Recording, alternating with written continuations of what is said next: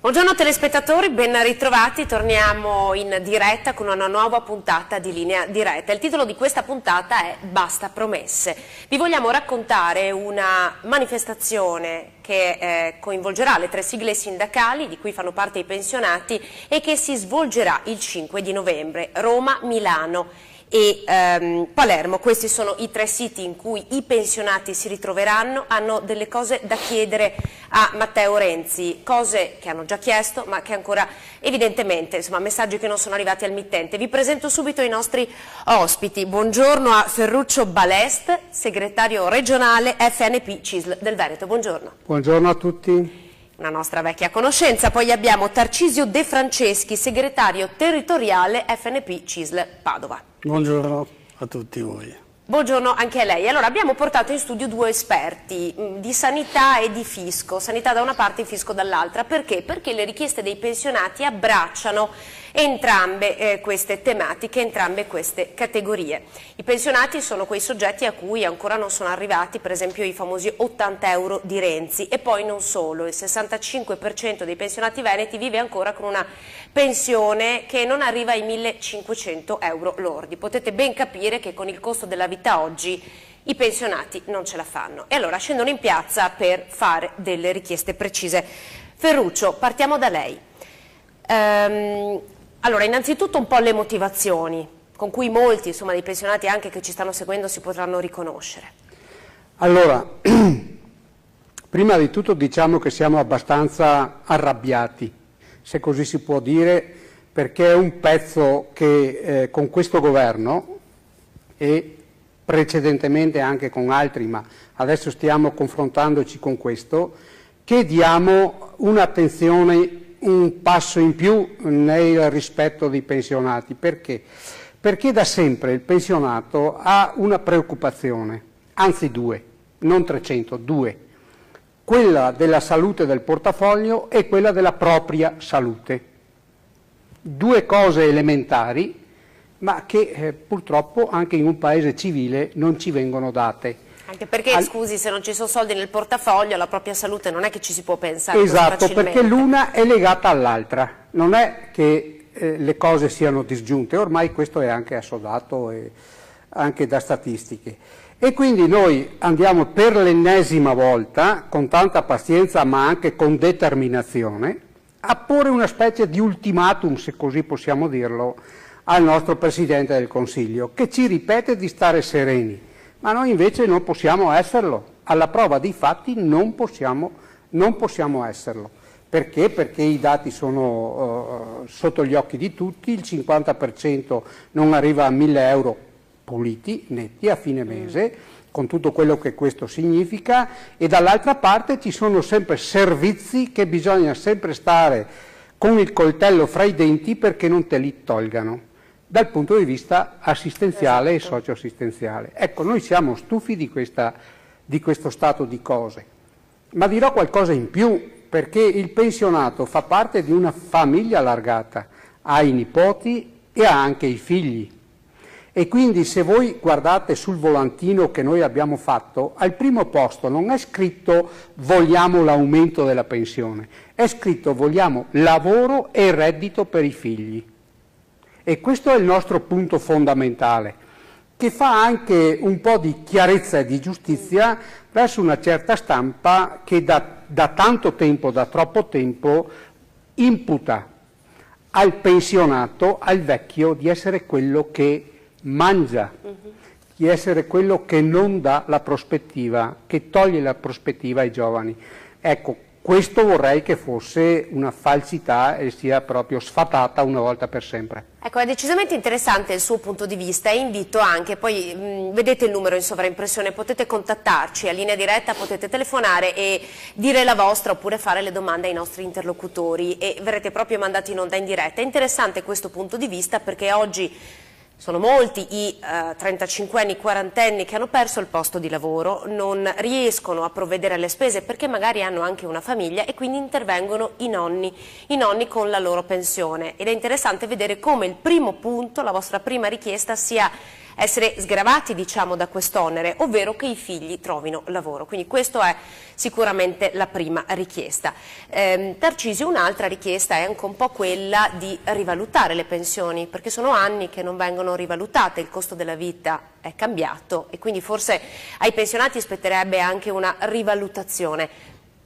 Se ci fosse, di quanto cambierebbero le nostre pensioni? Beh, direi che non cambierebbe di molto. Noi nel 2012-2013 abbiamo lasciato sul tappeto, ovvero di mancata rivalutazione, una mensilità complessiva. Se poi andiamo a trasportarla nei prossimi 10 anni, ogni pensionato ci rimetterebbe 4.000 euro all'anno di pensione. Allora, la manovra dell'allora governo Monti, che sappiamo come è uscita, è un governo tecnico, continuiamo ad andare avanti con governi tecnici che sono quelli che poi fanno fare le cure da cavallo cosiddetta. Esatto. Al popolo italiano. Ecco, in quel frangente non serviva una personalità come Monti, perché bastava un semplice ragioniere, andiamo a prenderli dove ci sono lavoratori dipendenti pensionati.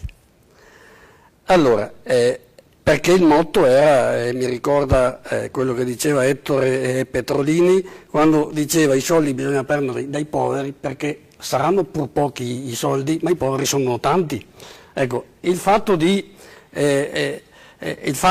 condividere... È una beffa, no? Ed è anche una beffa, è quello che sta succedendo ora, quando si predica che il nostro Presidente del Consiglio dice ma dobbiamo dimenticarci del posto fisso che non c'è più.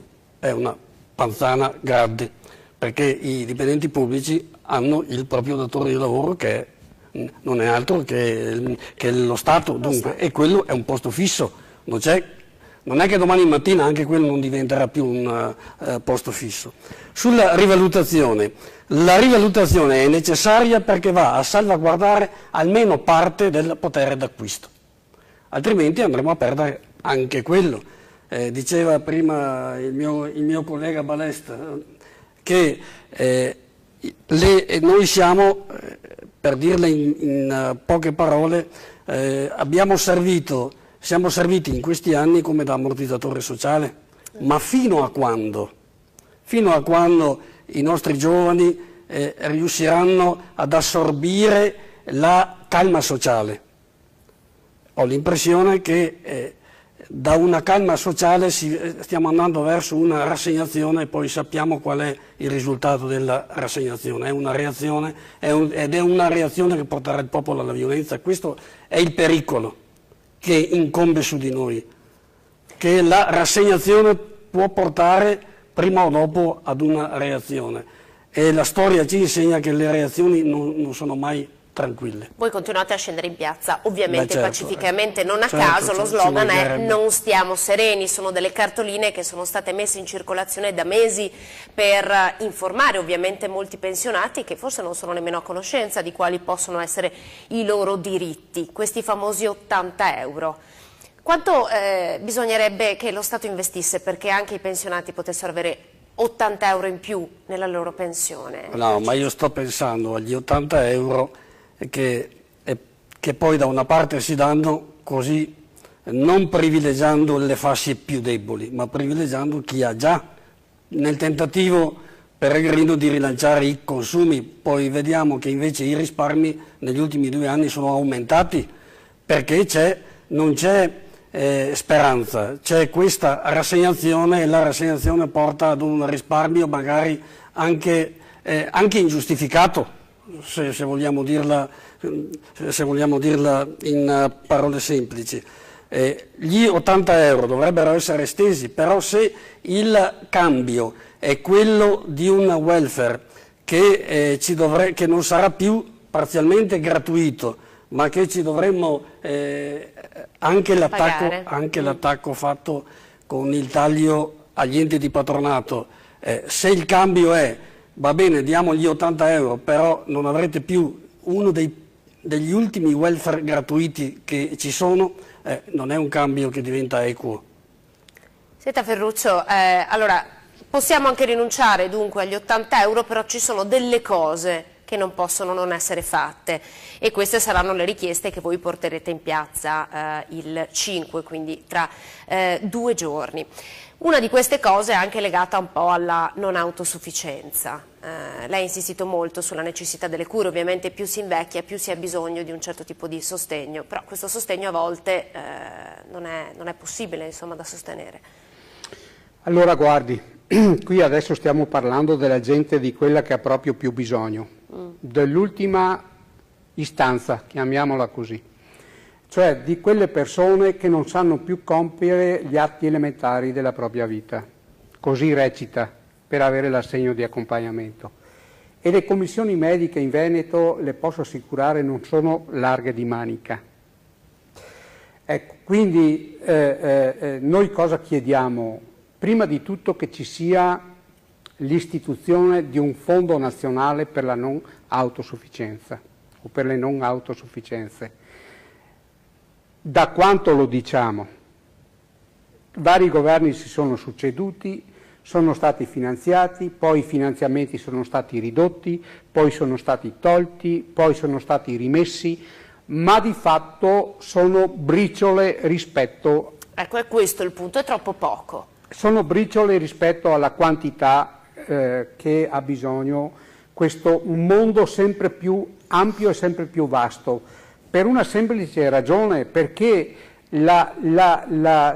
l'aspettativa di vita si allunga sempre di più, no? Ce lo diciamo sempre. E i bisogni naturalmente aumentano perché le patologie invalidanti aumentano con l'aumentare dell'età, c'è poco da fare.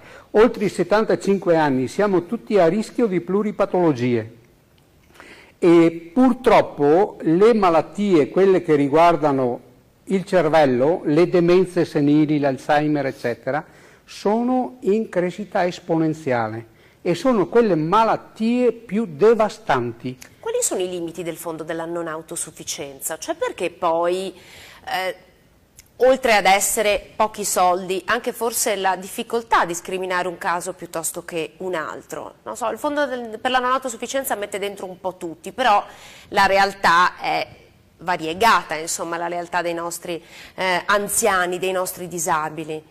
Allora guardi, dovrebbe essere dato a quelle famiglie e soprattutto all'interessato, che poi naturalmente transita all'interno della famiglia, che ha un fardello pesante, soprattutto nelle malattie degenerative.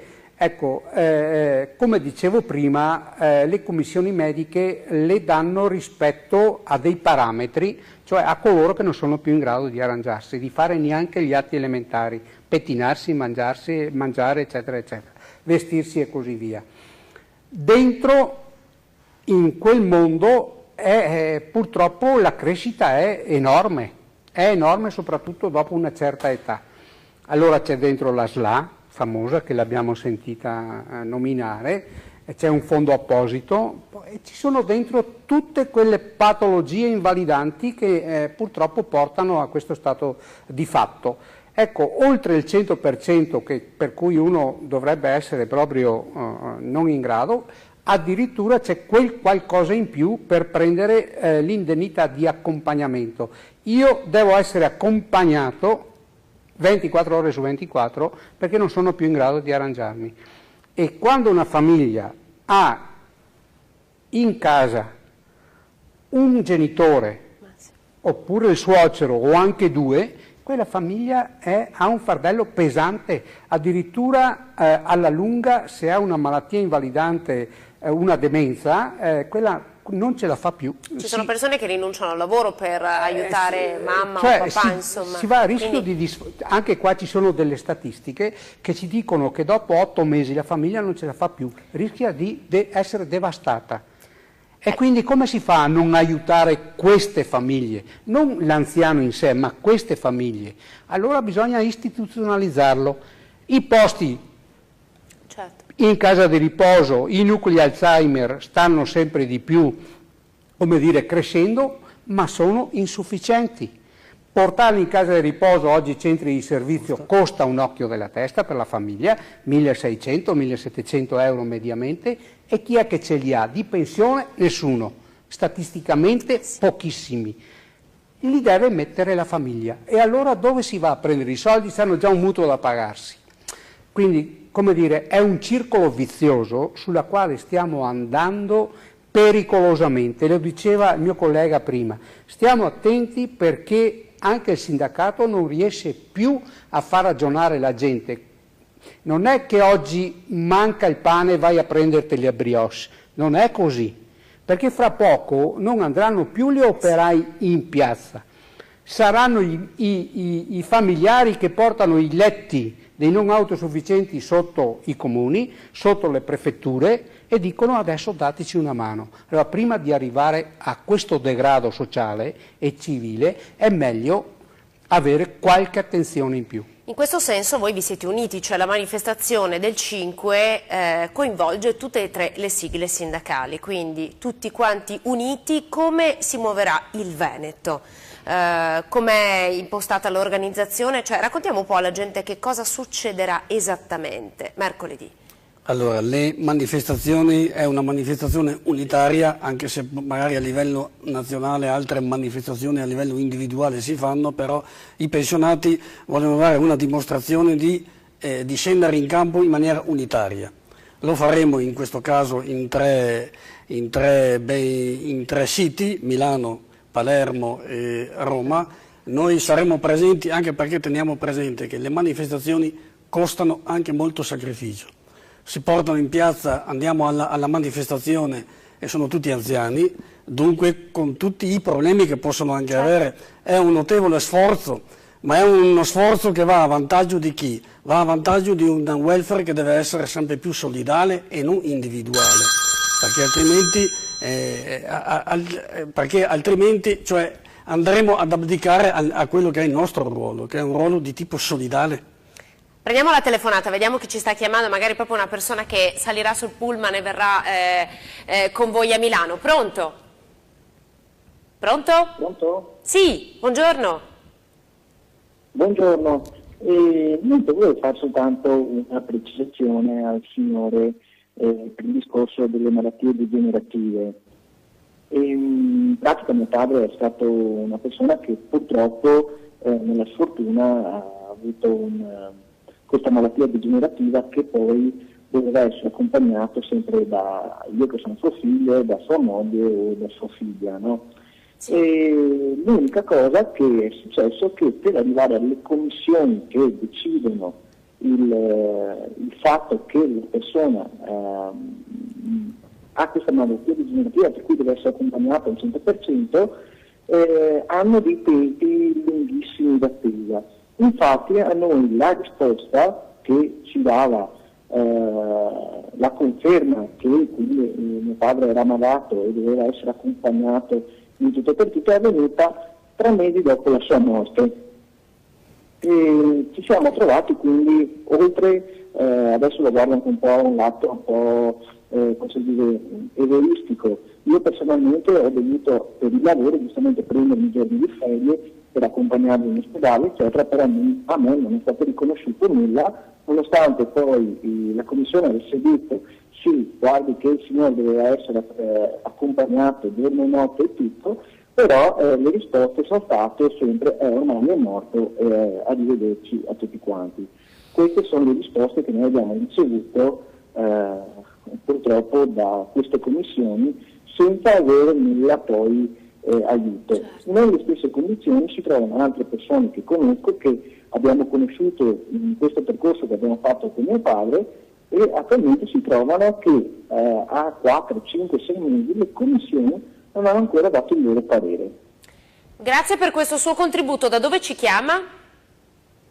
Io chiamo da Zero Branco. Da Zero Branco, benissimo, grazie. Allora passiamo direttamente la palla ai nostri ospiti, anche perché 6-7 mesi di ritardo da parte di una commissione. Da chi è composta questa commissione? Come si può arginare il problema secondo voi? E se il nostro ascoltatore ha dei diritti, insomma, anche post mortem adesso e li può pretendere? Insomma. Beh, primo, avevamo un forte arretrato in alcune province rispetto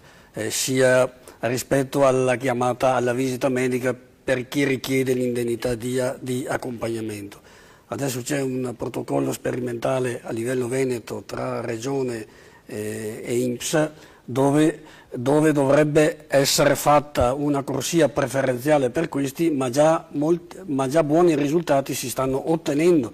È chiaro che la richiesta di indennità di accompagnamento deve avere il diritto di precedenza assoluta e non deve tardare non più di 30 giorni perché diventi efficace la risposta da parte per conto del cittadino.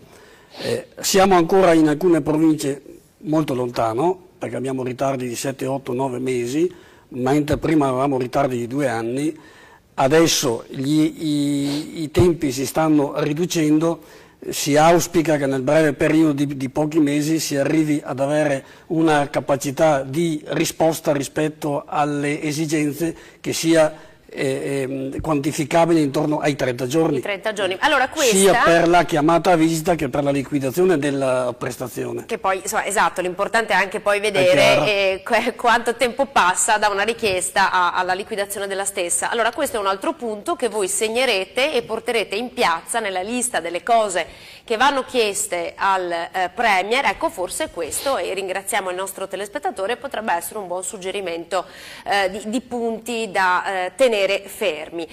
Ferruccio, tutto questo succede anche perché non è stato facile incontrare il Premier, cioè avere un confronto sindacati-Premier è stata dura. Perché, secondo voi? Questa è una concezione tutta sua che ha il Premier. Lui dice: io rappresento il popolo, ho il primato delle istituzioni, metto la firma sulle leggi e quindi, come dire, decido. Dal punto di vista del principio ha ragione, è lui che ha come dire, il primato della politica, come dire, è il Parlamento e il Senato che fanno le leggi, non è mica il sindacato. Però intelligenza vuole che nell'arco della storia, se va a rivedersela, visto che ha fatto anche il sindaco di un comune importante, se non ha un rapporto con il sindacato, un confronto corretto con le forze sociali, qualunque esse siano, nessun Premier è mai arrivato molto distante e ha fatto molto. Ma questo, come dire, basta guardare la storia patria oltre che guardare il resto del mondo. Noi abbiamo portato a Renzi 1 milione di cartoline, vidimate, tutto quanto a posto. Questo dovrebbe anche fargli capire che se vuole il nostro apporto, se vuole il nostro confronto, se vuole le nostre idee, le nostre proposte, o prima o dopo bisogna che ci incontri. Non può incontrare il sindacato un'ora alla mattina come un consiglio di amministrazione, poi all'altra ora, eccetera, eccetera, oppure delegare, come può anche fare sempre il ministro competente. Qualche volta bisogna che ci metta anche la sua di faccia, che dica evidentemente qual è il rapporto con il mondo del sociale che vuole avere. Secondo lei i pensionati sono stati un po' sottovalutati? Sembra che Renzi guardi forse un po' di più alla categoria giovani, nuove assunzioni, nuovi posti di lavoro. Forse i pensionati sono stati un po' messi da parte con le loro. Ma probabilmente anche lui chieste. Ha quel tarlo sulla testa che considera il pensionato come un peso, o il vecchio nella sua eccezione più nobile come un peso. Mentre invece qualcuno gli dovrebbe anche spiegare coi numeri alla mano, visto che di ragionieri ne ha tanti e di bravi, quanto serve il nonno in famiglia e quanto fa risparmiare a quella famiglia, a chi produce.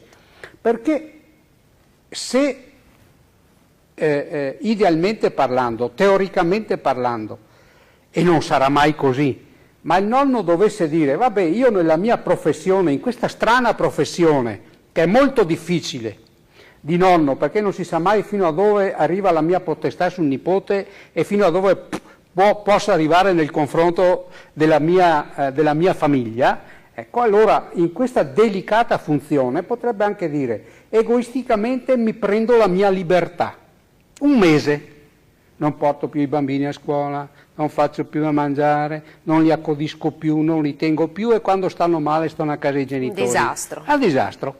Allora, voglio dire, se la vogliamo mettere così sullo stesso piano come fa lui, con la L maiuscola, per l'amor di Dio può anche farlo, però tira la corda una volta, tira la corda 2, incontra questi benedetti pensionati. Neanche i governi precedenti hanno fatto molto, però. No, diciamolo. adesso stiamo parlando di lui, perché prima c'era l'altro, ma non era, beh, insomma, non dico preciso, ma, ma insomma lo stile era quello, ecco. Esatto. Ci sono io e poi c'è il popolo. Ecco, questo è una ginnastica che democraticamente, saltando le parti sociali, i corpi intermedi, non ha mai arrivato, non ha mai portato a nulla di buono. Mai. Prego. Potremmo anche aggiungere che il suo atteggiamento mi fa pensare che cerchi in maniera subdola di portare allo scontro le generazioni, tra i giovani e gli anziani. Infatti i commenti che magari all'interno dei bar o fuori dagli uffici postali o nelle discussioni che vengono intavolate anche tra amici, e la battuta: ma cosa volete voi pensionati che arriva la pensione ad ogni primo del mese? È una guerra tra... Ed è un tentativo con questo atteggiamento di creare un solco sempre più grande, ben sapendo che comunque attraverso i corpi intermedi, attraverso i pensionati che percepiscono la loro pensione, sono serviti da ammortizzatore sociale e servono per calmierare anche il popolo in questo caso. Ma ho l'impressione che stia giocando, come legato con il topo alle volte. Senta, la vostra riforma, sia fiscale che previdenziale, la vostra idea di vera riforma, qual è? È la politica della famiglia, cioè noi parliamo sempre del quoziente familiare, però in tutti i governi che si sono succeduti dal dopoguerra in poi, tutti l'hanno predicata a parole ma nessuno l'ha attuata. Per andare nel concreto, politica familiare vuol dire, quoziente familiare vuol dire anche che nel fondo per la non autosufficienza non deve essere dato a pioggia, ma deve essere tenuto presente il concetto di reddito familiare, perché altrimenti correremo il rischio di liquidare le indennità di accompagnamento a chi ha 30 milioni di reddito all'anno. Esatto. E non mi pare che adesso, come oggi, per percepire l'indennità di accompagnamento non ci sono limiti di reddito, e questo è un limite perché va a garantire una indennità di accompagnamento, magari, tocchiamo ferro ma che non succeda mai, a Silvio Berlusconi, faccio un piccolo esempio. E poi c'è un altro problema, perché i criteri con cui viene definito l'ISEE, che è l'indicatore della situazione economica equivalente, non sono corretti, perché leggevo un paio di giorni fa, alcuni giornali pubblicavano la notizia che sono in molti a dichiarare di non avere nemmeno un conto in banca, e le verifiche vengono fatte ma così, insomma, sommariamente, non c'è una definizione corretta di come viene stabilito l'ISEE, e quindi vengono tagliati fuori tutta una serie di soggetti, e sicuramente sono tanti i pensionati e le persone in difficoltà che forse avrebbero bisogno maggiormente di altri, no? Di questi fondi. Secondo noi tutto quello che diventa welfare, tutto quello che è soggetto a richiesta di contributi, cioè di aiuto da parte dello Stato attraverso gli enti previdenziali, i comuni, il segreto bancario non deve esistere. Io Stato, io ente, devo avere la possibilità, e tu me lo devi mettere a disposizione, perché poiché chiedi soldi che non sono tuoi ma sono della collettività, sono un di più di quello che tu non hai pagato, che non hai versato, dovrebbero essere soggetti a controlli molto stringenti, perché altrimenti si corre il rischio che le autocertificazioni servano e poi la legge del più furbo, poi si fanno controlli a campione, no. Tutto quello che è welfare, cioè tutto quello che è benessere sociale, esatto, che deriva dalla contribuzione fiscale, dalla contribuzione generale, deve essere soggetta a controlli stringenti. Non devono esistere segreti bancari, cioè anche gli istituti bancari la devono smettere di essere rigidi, ma devono mettere a disposizione di chi eroga queste prestazioni tutto il sapere, tutta la conoscenza. Perché altrimenti avremo un welfare sempre monco di questo passo. Uno dei vostri punti è anche la lotta all'evasione fiscale. Che continuiamo a predicarla, però di fatto la lotta all'evasione fiscale passa anche attraverso soprattutto l'impegno dei comuni, che secondo noi devono essere,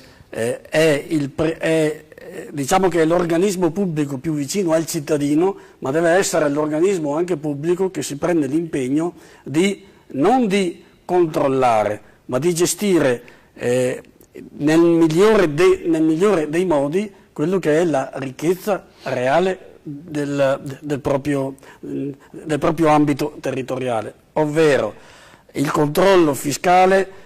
Secondo me deve partire prima di tutto dai singoli comuni, perché sono quelli che sono più vicini al cittadino, perché altrimenti stiamo parlando di Stato, però lo Stato è molto lontano. Diciamo che il comune deve guardare meno alle prossime votazioni, ma deve impegnarsi più per mantenere più equa la distribuzione del reddito nel proprio territorio. Senta Ferruccio, lei dov'è allora il 5? Dove va? Io sono a Milano. Milano. Partiamo da Treviso, Belluno Treviso, andiamo giù, ci fermiamo a Padova, Vicenza, Verona, Milano e poi si ritorna. Lei l'ha raccolta la rabbia come segretario regionale, no? L'ha raccolta la rabbia dei pensionati in tutto questo periodo in cui siete andati avanti a distribuire le cartoline? Sì. E quello che mi dà ancora speranza è che il pensionato non si rassegna, ha ancora la capacità di indignarsi. Forse più di qualsiasi altro, perché alle spalle ha ancora negli echi della guerra, della seconda guerra, sa cosa vuol dire il patire, che non sempre è virtù, eccetera, eccetera. Quindi si porta dietro nella sua strada la memoria e la storia, sa fin tanto che dove in maniera equilibrata si può arrivare, dove bisogna indignarsi, e dove bisogna far capire biblicamente alle persone, alla gente che sta dall'altra parte della barricata, temete l'ira del mansueto, come si dice, perché quando scoppia è poco controllabile. Ecco, il rissoso normalmente si incazza e poi gli passa. Il mansueto, quando, come dire, gli va sopra quella goccia, ecco, allora ci sono problemi, come dicevo prima. Allora, per completare la questione, che era un punto che ci aveva chiesto il signore della telefonata, che non si sentiva molto bene, ma insomma il senso era: ho aspettato tanto, l'indennità è morto, è mancato, e che diritti abbiamo adesso che è mancato il soggetto, il signore? Se la Commissione l'aveva valutato prima e gli aveva dato l'assegno di accompagnamento prima che morisse, gli eredi hanno diritto alle rate insolute. Cioè, se io ho fatto domanda il 1° di gennaio e ho aspettato tanto per la risposta e mi è stata data il 30 di giugno, devono darmi le rate insolute dal momento in cui ho fatto la domanda. Bene, bisogna andare presso l'ufficio anagrafe, uno degli eredi si fa dare la delega e l'INPS manda a casa l'assegno. Ecco, questo è un pezzettino che probabilmente non tutti sanno, ma che bisogna sapere. Grazie Ferruccio, infatti io ricordo FNP CISL a disposizione, se avete delle domande anche come questa non esitate a contattarli, non esitate insomma ad andare presso gli uffici, perché ovviamente ci sono delle risposte. Eccoli qua, questo è il numero di telefono, poi c'è il sito internet, sono tante piccole cose che fanno parte un po' della nostra burocrazia, no? Che è tanto fumosa e tante volte ci mette i bastoni tra le ruote, abbiamo dei diritti e non ne godiamo appieno, quindi qualsiasi dubbio avete, questo numero di telefono è un sito a cui vi potete rivolgere, perché giustamente voi ne sapete, perché state seguendo tante persone ed è anche giusto far sapere alla gente che ci sono degli sportelli aperti che possono dare loro una mano. Noi siamo in chiusura, allora innanzitutto in bocca al lupo, ovviamente siamo tutti partecipi di questa manifestazione perché le ragioni le conosciamo bene e le appoggiamo. Ci racconterete poi, e lo farete anche attraverso le immagini, le parole, come è andata, e poi cercheremo anche di capire insomma che cosa siamo riusciti a portare a casa. Ferruccio Balest, grazie, segretario regionale FNP CISL del Veneto. Grazie a voi. In bocca al lupo allora Grazie. per la manifestazione, e Tarcisio De Franceschi, segretario territoriale FNP CISL di Padova. Grazie. A voi. A voi telespettatori, grazie per essere stati in nostra compagnia. Linea Diretta torna domani stessa ora, arrivederci.